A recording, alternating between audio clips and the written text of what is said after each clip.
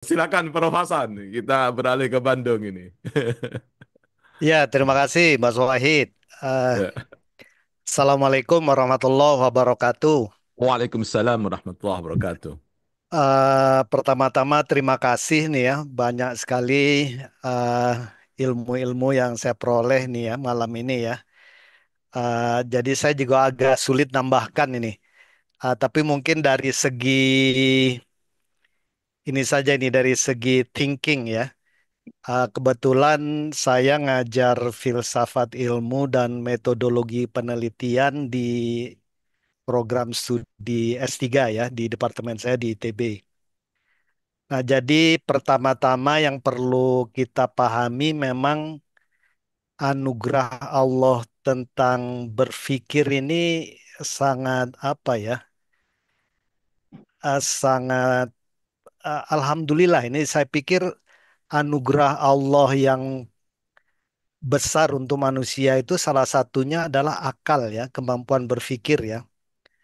Jadi kalau di dalam teori berpikir secara modern, eh, banyak para ahli juga sekarang ini yang mengagumi ya. Jadi kemampuan berpikir kita yang ini nih canggih sekali ya. Ada aspek kreativitas, evaluasi, reasoning, processing informasi, inquiry ya. Kadang-kadang kita menatap orang saja kita sudah berpikirnya itu sudah jalan itu ya. Jadi ini yang mengagumkan ya. Mungkin ini juga yang dibanggakan Gusti Allah di hadapan iblis dan para malaikatnya tentang Nabi Adam alaihissalam ya. Bahwa Nabi Adam ini punya kemampuan eh, thinking, skills dan akal yang memang tidak dipunyai oleh iblis dan malaikat ya. Dan juga teori-teori baru tentang intelligence itu kan manusia ini sebenarnya punya multi intelligence ya. Kita macam-macam lah intelligence-nya ya, dari musical, natural, ada logical, mathematical.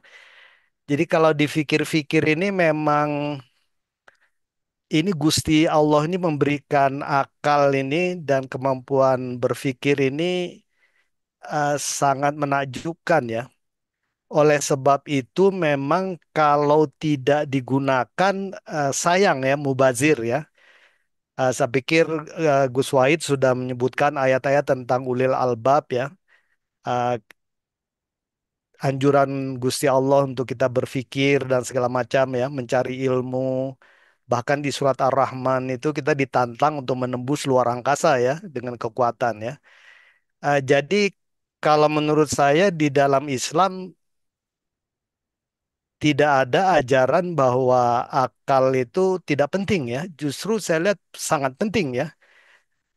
Karena tanpa akal kita tidak bisa nyari ilmu ya. Tanpa ilmu juga nanti kita berilman, beragama, berislam juga jadi nggak pas ya, kurang ini. Jadi kalau menurut saya nggak tahu ya. Kalau secara pribadi saya tidak melihat adanya dikotomi di dalam ajaran Islam.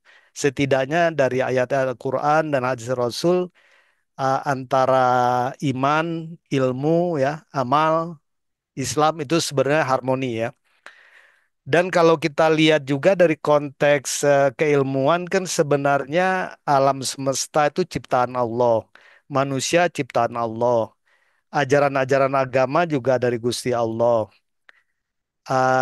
Kemudian science tech dan segala macam kan sebenarnya realisasi keilmuan manusia yang menemukan ayat-ayat Allah ya. Jadi sebenarnya memang secara idealisasi tidak ada harusnya pertentangan antara Islam, iman, ilmu, amal harusnya nggak ada ya.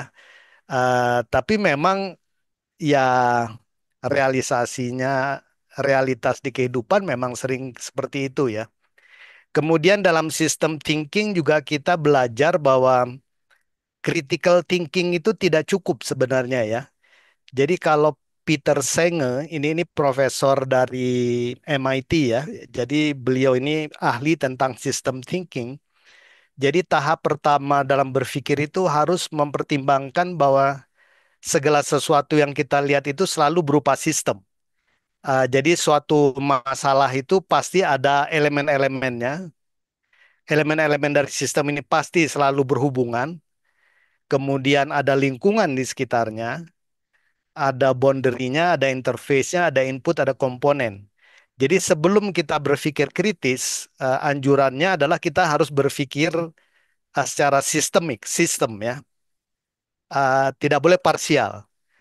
Nah, begitu kita sudah punya sistem thinking dengan mempertimbangkan 9 komponen dari sistem, dua lainnya adalah tujuannya dan juga constraint kendalanya ya. Baru kita berpikiran kritis. Dan seperti Mas White katakan, critical thinking juga punya levelnya kan dari low order sampai high order ya. Jadi memang ini menarik ya, karena juga kemampuan berpikir ini tergantung kapasitas ilmu orang yang berpikir. Jadi kalau kita kasih misalnya kasus politik, kemudian kita minta pendapat anak SD, anak SMP, anak SMA, mahasiswa, guru besar, politisi, kemudian juga oligark gitu ya, pasti pandangannya kan beda-beda ya. Itu biasa karena kapasitas keilmuan itu beda-beda.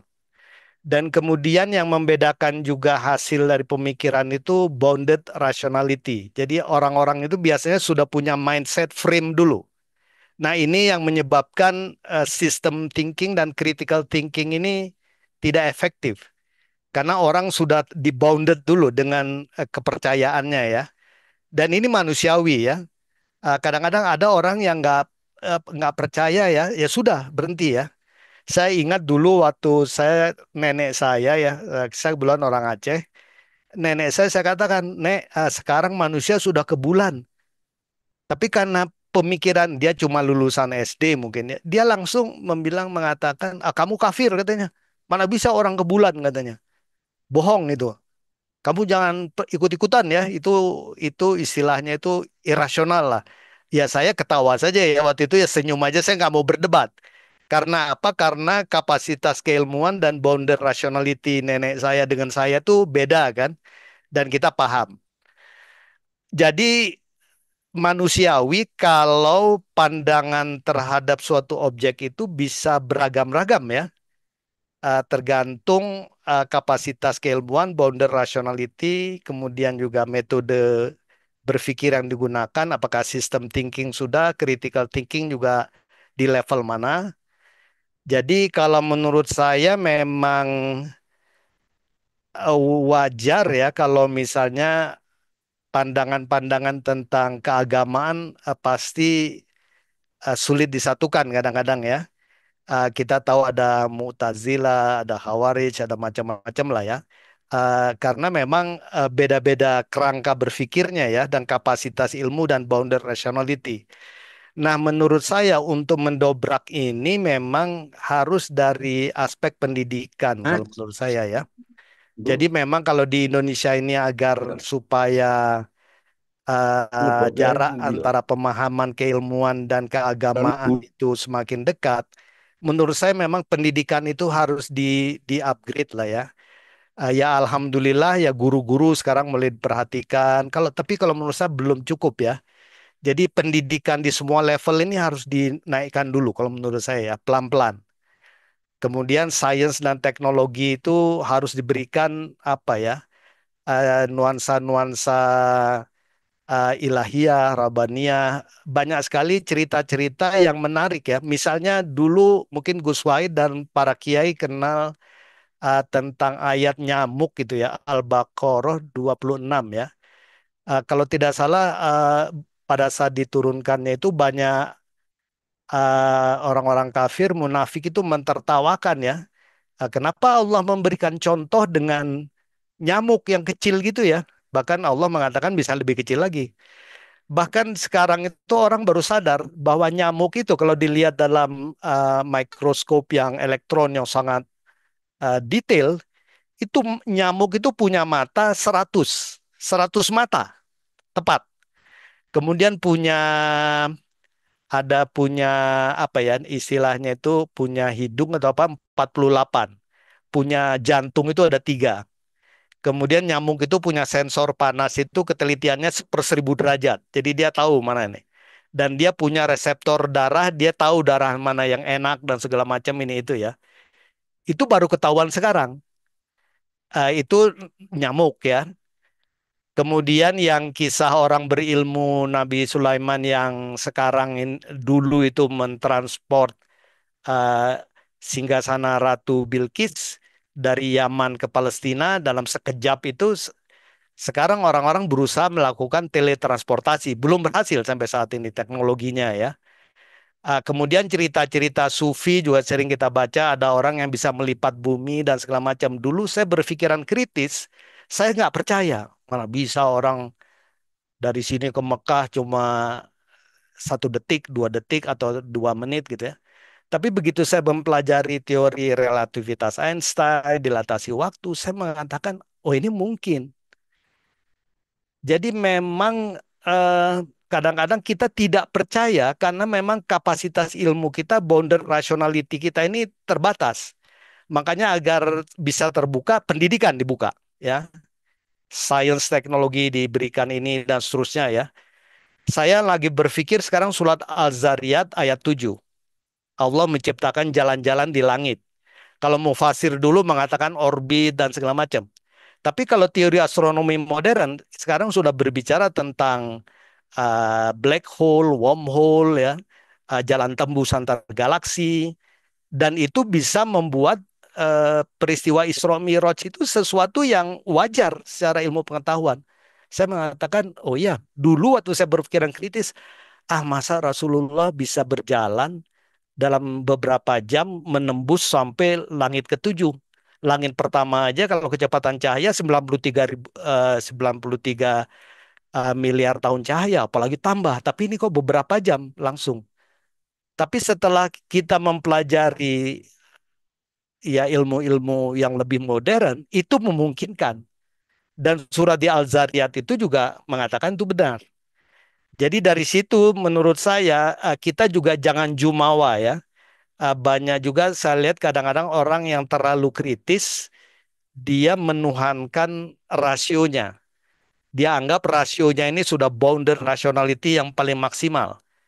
Dia lupa bahwa Gusti Allah tuh punya ilmu yang kalau 7 lautan jadi tinta nggak bakalan habis ya. Nah, jadi menurut saya memang caranya mendekatkan ini, pendidikan di Indonesia ini harus diperkuat terus ya. Pendidikan, sains, teknologi, STEM, segala macam harus ya. Kemudian tentunya ya kesejahteraan guru, fasilitas sekolah, dosen, dan segala macam harus didapat prioritas lebih ya. Insya Allah lah kalau menurut saya kalau kita melakukannya secara sistematik, membangun pendidikan, sains teknologi dan komponen-komponennya, insya Allah ya. Dan saya pikir lebih baik teorinya itu manusia itu Islam insight aja. Kalau saya lebih cenderung gitu ya.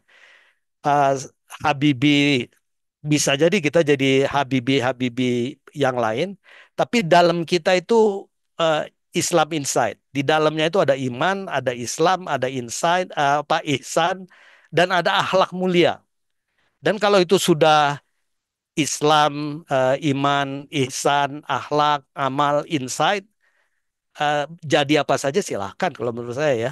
Orang mau jadi penerbang, mau jadi ilmuwan, mau jadi khotib, mau jadi apa, nggak apa-apa kalau menurut saya ya. Jadi tagline Islam Insight itu penting ya. Islam Insight, tapi Islam itu pengertiannya iman, ihsan, amal, dan akhlak ya. Akhlakul karimah itu penting sekali kalau menurut saya ya. Jadi kalau menurut saya memang berpikir kritis itu penting terhadap agama, tapi jangan kebablasan lah kalau menurut saya ya. Berpikir kritis penting, tapi dalam konteks system thinking dan dalam konteks bahwa kita merasa ilmu kita itu sangat sedikit dibandingkan ilmu Allah ya. Dan jangan terlalu cepat menjudge sesuatu itu salah benar karena bisa jadi ya kita memang kitanya yang belum ini ya. Itu saja kira-kira Gus Wahid, mudah-mudahan ada sedikit tambahan gitu ya. Dan terima kasih sekali lagi untuk Pak Jamhari tadi sampai yang terakhir tadi ya. Terima kasih. Wassalamualaikum warahmatullahi wabarakatuh. Waalaikumsalam